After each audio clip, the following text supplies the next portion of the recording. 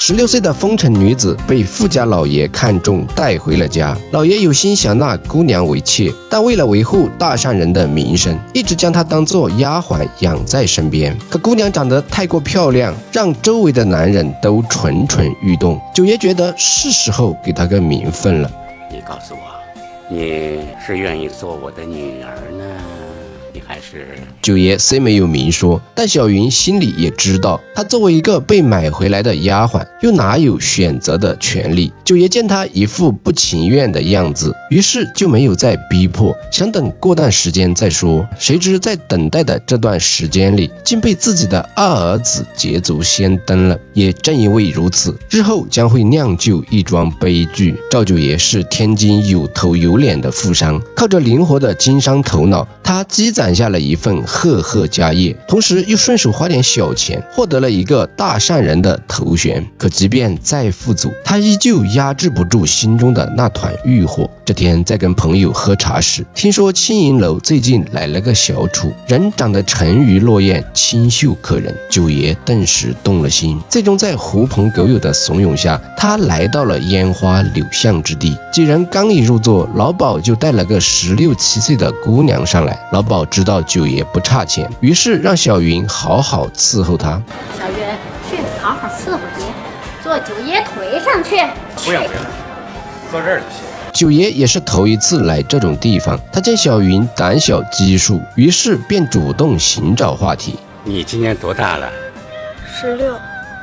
你是什么地方人呢？山东宁津。哦，九爷一听才知道，原来他和小云竟是同乡。而小云见九爷如此和蔼可亲，于是也放下戒心，大胆地和九爷聊起天来。你是怎么进来的？小云说她是被父母卖到这儿来的。九爷听后很是同情。晚上回去后，他躺在床上辗转难眠，想着小云美妙的身姿，再加上他悲惨的遭遇，最终九爷做出了一个改变所有人命运的决定，为小云赎身，带她回赵家。第二天一早，九爷便带着100大洋去找老鸨赎身。老鸨见九爷给这么多银子，顿时喜笑颜开，赶紧命人把小云带了上来。你可真走运呐！还没开包，就遇上了这么一位活菩萨，你还不赶紧快谢谢九爷？好了，不用谢了，他在卖身契呢。晚上九爷带着小云回家，路上小云不声不响的默默跟在后面。九爷还以为小云不愿意，于是给了他一个选择的机会。你要是想跑，我不拦着；如果不想跑，跟我回家过日子去。可作为一个16岁的弱女子，离开九爷的庇护，她又能去哪里呢？最终思索片刻后，小云还是跟九爷回了赵家。本以为从此以后小云便能开始崭新的生活，殊不知她只是从一个火坑跳进了另一个冰。得知丈夫竟把一个姚姐带回家来，赵太太立马就不乐意了。你把这么个玩意儿弄家来，让我怎么见人呢？什么玩意儿？姚姐怎么了？姚姐比戏子还高一等呢。你是不是还想找个戏子回来？越说越远，真是夫人之见。积德行善，何罪之有？赵太太心想，你这糟老头子坏得很，别以为我不知道你肚子里装的是什么坏水。对此二少爷宝义也不赞成，可作为儿子，他也不好明确反对。您是老的，我能说嘛？说完，宝义将账本狠狠地摔在桌上，随后转身走出了门。在院子里，他碰上了正站在门口的小云，只一眼，他便被小云的美貌深深吸引。都说男人的嘴是骗人的鬼，这下他不说父亲的决定是错的了。九爷让小云不要害怕，明天就到水铺去帮忙卖水。九爷膝下一共有2个儿子，大儿子宝贵负责照看家里的水铺，可因小时候生了一场大病而变得痴傻傻的。二儿子宝义经营着家里主要收入来源的绸缎铺，他聪慧能干，长得也是一表人才。九爷一直拿他当自己的接班人来培养。刚到水铺帮忙的第1天，小云便遭到男客户的骚扰。这时一旁的宝贵见后，急忙过来为小云解围。还不走？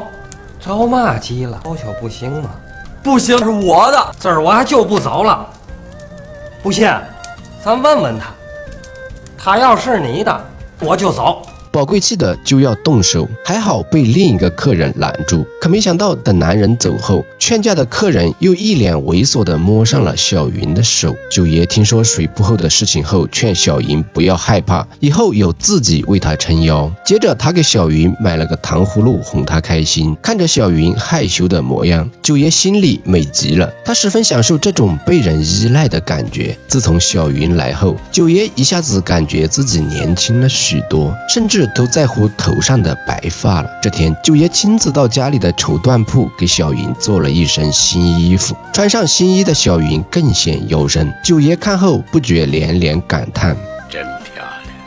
看着小云欢喜的样子，九爷在心里估摸着自己的心愿很快就要达成了。可不料这时水铺又出现了意外，由于上次没有得手，男人这次学聪明了，他故意支开宝贵，说宝义那里要水，让他赶紧送去。宝贵想都没想就傻乎乎的提水走了，来到绸缎铺。当听说宝义并没有要水时，宝贵这才意识到了上当受骗。哥俩急忙赶回水铺，正巧碰到男人正在欺辱小云，宝贵冲过去就把男人狠狠地揍了一顿，而宝义则把小云紧紧护在身后。经过这件事后，九爷意识到，如果再不给小云一个身份，长期下去必定会出大事。经过深思熟虑后，这天九爷单独找到小云，跟他说了想要纳她为妾的想法。可看着小云一副不情愿的样子，九爷也不好撕下自己大善人的标签，只得借口等过段时间后再说。可他哪想得到，正是自己的犹豫，竟让二儿子宝义给捷足先登了。原来小云每天除了在水铺工作，中午还得去绸缎铺给宝义送饭。宝义长得英俊帅气，又聪慧能干，俊男靓女，一来二去，两人便相互喜欢上了彼此。宝义时常借故到水铺去看望小云，还教小云读书认字。此刻的小云幸福极了，她觉得宝贵就是自己生命里的全部。只可惜两人的事情很快被赵太太发现。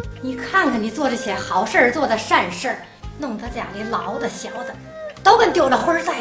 宝义是赵家的门面，老两口一直帮他当做赵家的继承人来培养。赵家如此体面的家庭，怎么能娶一个姚姐进门呢？为断了宝义的念想，九爷决定挑个黄道吉日，让宝义跟从小就定下娃娃亲的心如成亲。然而对于这个决定，宝义却坚决不同意。这由不得你。想娶小云，我没说。你是咱老赵家的门面呐，他是从那个地方出来，咱家现在也是有头有脸的，总不能娶一个姚姐儿，是吧？你真能娶她吗？你就不在乎她的身份吗？然而面对父亲的质问，宝义却犹豫了。或许在内心深处，他也在意着小云姚姐的身份。三人的对话正好被从这里路过的小云听到，那一刻他的心碎极了。他本以为宝义跟其他人不一样，却不料他们都是同样的货色。宝义从房间出来后，发现了小云遗落的雨伞，他这才知道，原来小云刚才就在外面。晚上，宝义装模作样的来到水铺，他故意支走了大哥，随后向小云表达了爱意。小云也卸下防备，将自己完完全全的交给了宝义。经过这一夜，宝义才知道，小云虽然出身姚姐，但到现在仍然还是个黄花大姑娘。而与此同时，九爷却整夜都睡不着，他不愿撕下自己大善人的伪装，强行娶小云为妾，又害怕宝义与小云好上，坏了赵家的名声。于是思前想后，他做了一个后悔终身的决定。第二天，九爷将宝义和小云叫到客厅，向他们宣布了一个重要的消息，他决定将小云嫁给宝贵。小云听后顿时傻眼了，他和宝义已经有了夫妻之实，作为一个买来的丫鬟，他根本没有为自己争取的权利。小云希望宝云能将他俩的关系说出来，然而宝玉却始终未曾开口，只是看了一眼小云便走了出去。那一刻，小云的心彻底的死，她终究还是在乎自己的身份。就这样，小云按照九爷的意思嫁给了宝贵为妻。新婚的她没有丝毫高兴，反而落下了伤心的泪水。第二天一早，小云在院里碰上了昨晚喝得烂醉的宝玉。宝玉一见面就呼喊小云的名字，而小云只是淡淡的回了一句：二叔，二叔。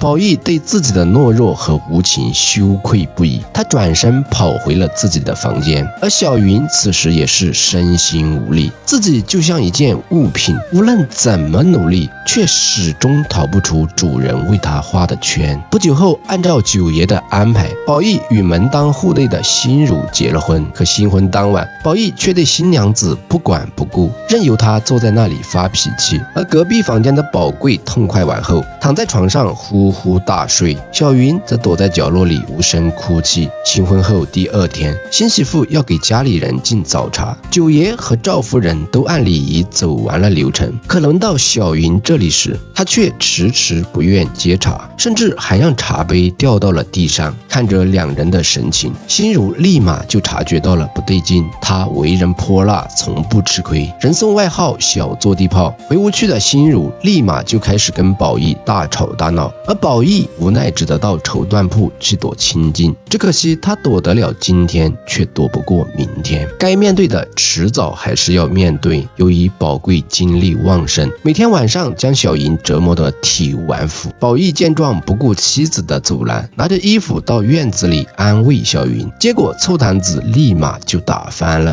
哎呦，对嫂子够好的，这有点过了吧？人家屋里可还有个傻爷们儿呢。小云颤颤巍巍地站起来，被宝玉搂在怀里。这时宝贵从房间里走出来，把小云抢了回去。他是我的，那是你的。怎么样？你那傻哥哥可一点都不傻。宝玉转身想回房间，结果却被妻子拒之门外。此时的宝玉后悔到了极点，当初他本有选择的机会，却因在乎小云的身份而亲手葬送了自己的幸福。第二天早上出门时，九爷在院子里拦住了宝玉，他提醒宝玉忙完店里的事情就早点回家，他们老两口还等着抱孙子呢。宝玉趁机向父亲提出，让他好好管一下哥哥，不能每天都不让小云睡觉。可父亲却提醒他，管好你自己就行了，一家过一家的日子，用不着你管那么多事儿。我是看不惯。你看不惯怎么的？你想干什么？受下大天来，那也是你哥你嫂子，干嘛？你就不应该把他从窑子里头带出来。九爷听后十分生气，他狠狠地扇了宝玉一个耳光，骂他目无增长。小云的事情他自有分寸。是，您有分寸，您的分寸就是把他从火坑里拉出来，再把他推到冰窟窿里。这天晚上，小云身体不舒服，可宝贵还是不依不饶，吓得小云跑到公婆的屋里求助。大半夜的，你别闹了，少爷。怎么有血呢？怎么造孽嘛？要干什么你？不要老夫要晃悠。胡说，我打你！九爷臭骂了宝贵一顿，让宝玉赶紧送他回屋。可宝贵却一个劲的嚷嚷着要老婆。这时心如听到争吵声后，也出来掺和。你出来干嘛？我怎么不能出来？我就没见过你这当弟弟的，还管着大哥和嫂子睡觉呢。你给我滚回去！我要睡觉，我要晃悠。别闹了，我又推我。你都滚回屋里去，吵什么呀？回到房内，心如还在一个劲的喋喋不休。心疼他了？那你为嘛不娶她呀？闭嘴！你要再胡说，我休了你。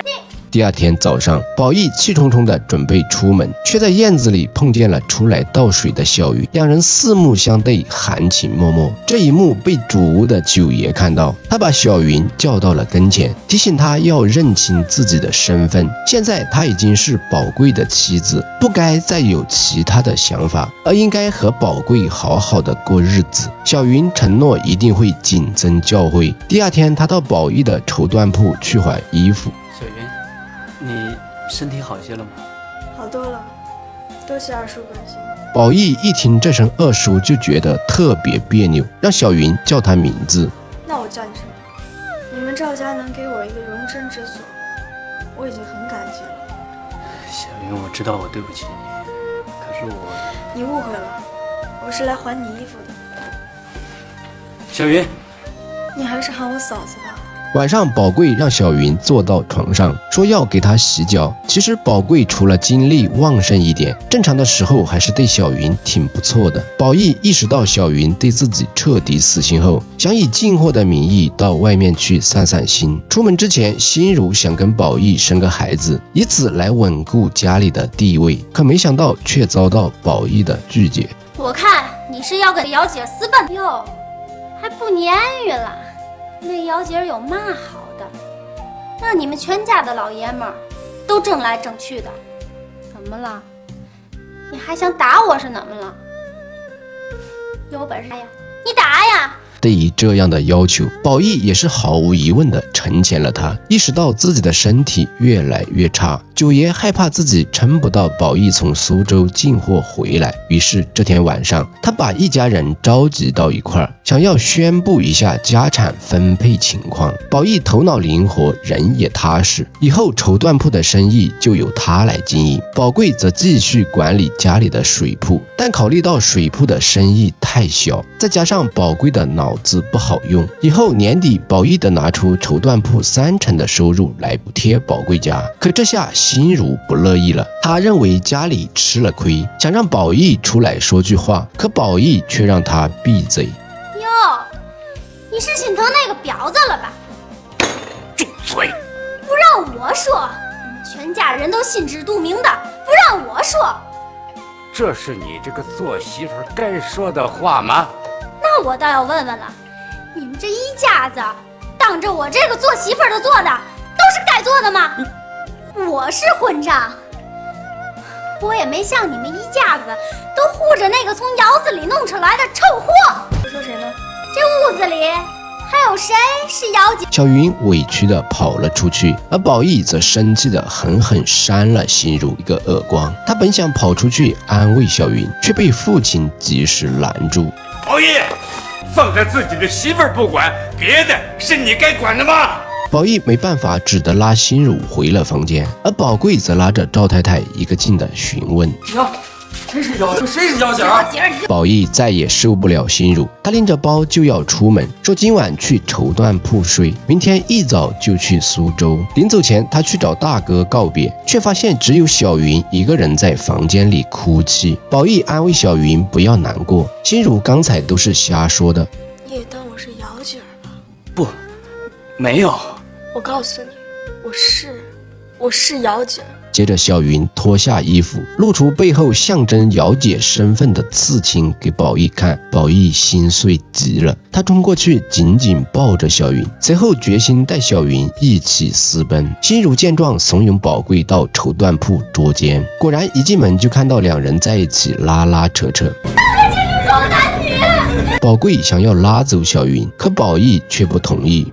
宝义，他是我的，这是你的，你傻呀你！宝贵把宝义推倒，同时不小心弄翻了煤油灯，绸缎铺一时间着起了大火。宝贵害怕小云受伤，于是急忙将她推出了门外，随后反锁了房门。放着我媳妇儿！绸缎铺很快燃起熊熊大火，最终除小云外，宝贵、宝义和心如都被活活烧死。一夜之间，九爷失去了2个儿子，一辈子积攒下来的家产也瞬间化为乌有。因为自己的一个错误决定，竟导致家破人亡。这晚，九爷把小云叫到房间，把小云的卖身契还给了他。小云，这是你的卖身契，你把它烧了，我对不起你。我现在烧有什么用？我已经是个供男人玩的玩意儿。说完后，小云转头离开了。没过几天，九爷也含恨而终。这所偌大的院子，也变得满目荒凉。办完九爷的葬礼后，赵太太劝小云另寻寄处，这个家终究还是容不下她。临走前，小云用烧红的木炭烙在背上的刺青处，这是她和过去的告别，也是她崭新生活的开始。刺青院以解放前的天津为舞台，通过少女小云的命运沉浮，将个体挣扎与时代桎梏交织成一幅苍凉画卷。小云的挣扎不仅是一个女人的挣扎，更是那个时代所有被压迫女性的缩影。她身上的刺青成为那个时代打在女性身上的共同烙印。她们无法选择出身，无法掌控命运，只能任由社会与家庭安排。其实束缚着小云的并不是后背上的刺青，而是那一句句人言可畏。最深的囚笼从不是刻在肌肤上的印记，而是烙在心灵的枷锁。最终小云与刺青和解，恰似被压迫着与宿命的对话。当我们终于有勇气拥抱那些无法抹去的痕迹时，他们便会从伤痕蜕变为生命的年轮，从枷锁深化为存在的勋章，最终带领我们走向心灵的彼岸。